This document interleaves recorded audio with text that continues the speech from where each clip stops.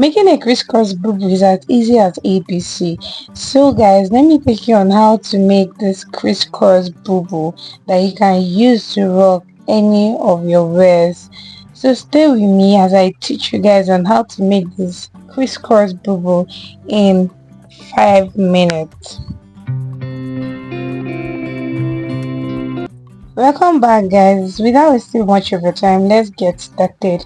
So before we get started, we are going to be having a free 3 days master class from on the 9th to the 12th of April. Please click on my description box to join this group. Moving forward, then we start by folding out our fabric. On here we've already folded this fabric into 2 equal parts like this. So we have like 19 inches on this part, 19 to so we have like 18 inches to 19 inches on this part. This indicates both the shoulder part and the sleeve part that we want. So from there we measure our shoulder of 16 divided by 2, we have 8 inches.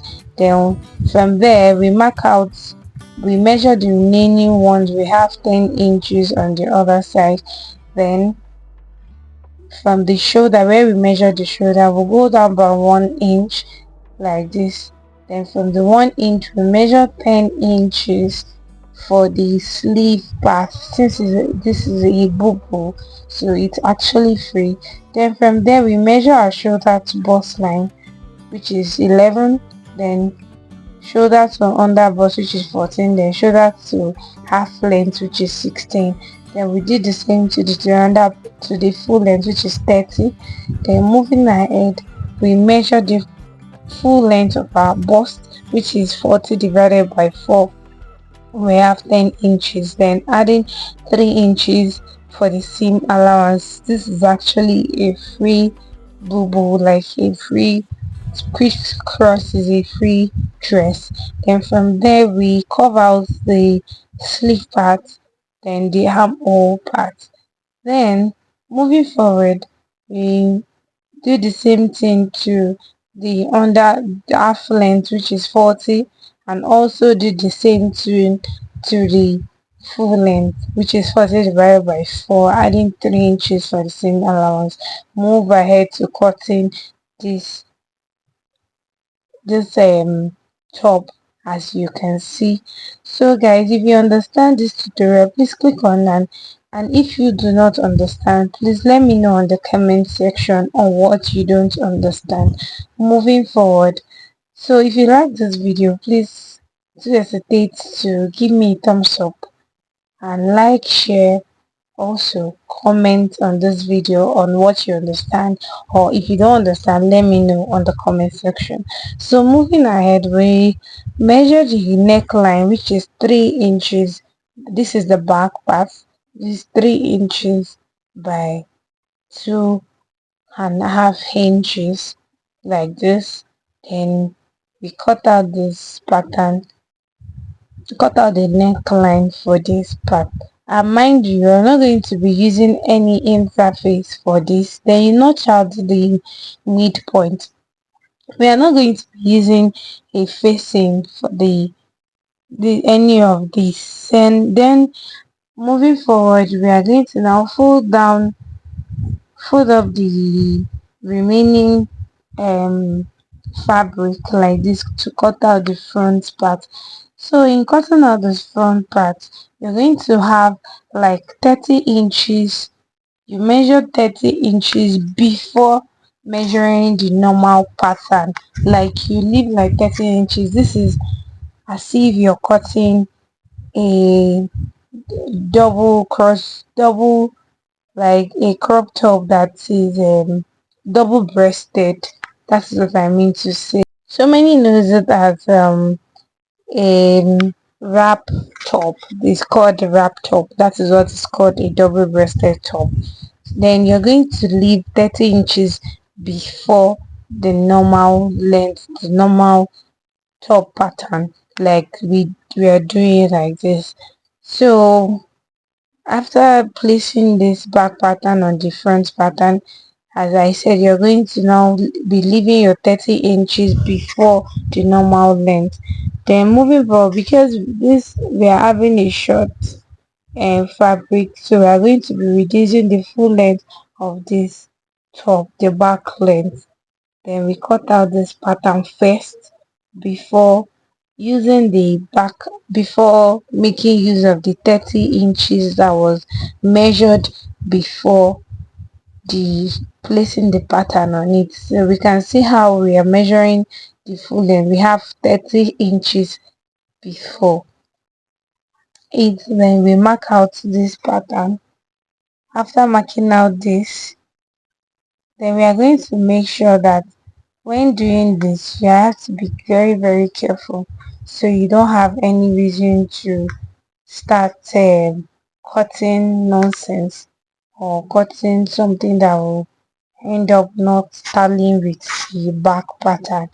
Then on this part, we are going to be measuring 15 inches on this 30 inches that is being marked out before the normal full length. You mark out 15 inches on that part so that it will actually be resting well on the shoulder, on the neckline when joining it. Then we mark out the neckline of the front pattern.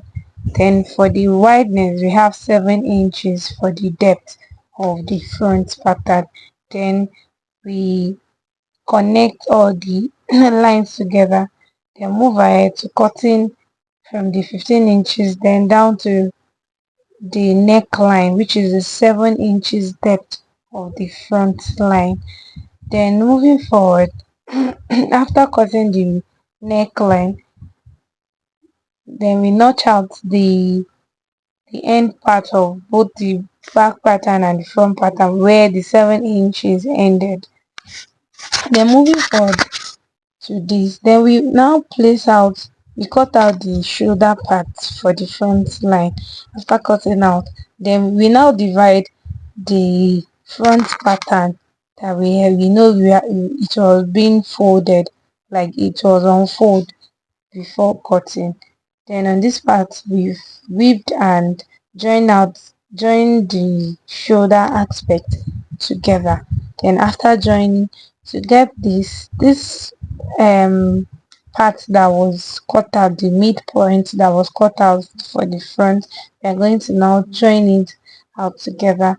As you can see how I placed it to join this part. This has already been weaved before sewing, so we're going to join that part together. So after joining it, we're now going to move ahead to placing it on the mannequin, just for you guys to see how you can now fold it into two like this. Then for the midpoint, you now place it at the midpoint of the neckline like this. You fold it into two, then use your pin to pin down the midpoint of this two part that was joined like this. Then use it to hold down the midpoint of the back line for the neckline. Then you now use your pin to hold it onto the fabric itself as we are doing so like this. Then make sure that when folding it, you hold it properly so it will not shift from the fabric itself and to make it very accurate. So guys, this is how you pin it down with the other fabric with the neckline, and also do the same thing to the front line like this. So if you find this tutorial interesting, please do give it a thumbs up by liking, sharing, commenting, and also subscribing to my channel. Moving ahead, then after pinning down all this, we'll now move to the machine to sew down where we pinned down already. And this is how it looks when you're done pinning it before sewing it on the sewing machine. This is how beautiful it looks when after pinning it before sewing it.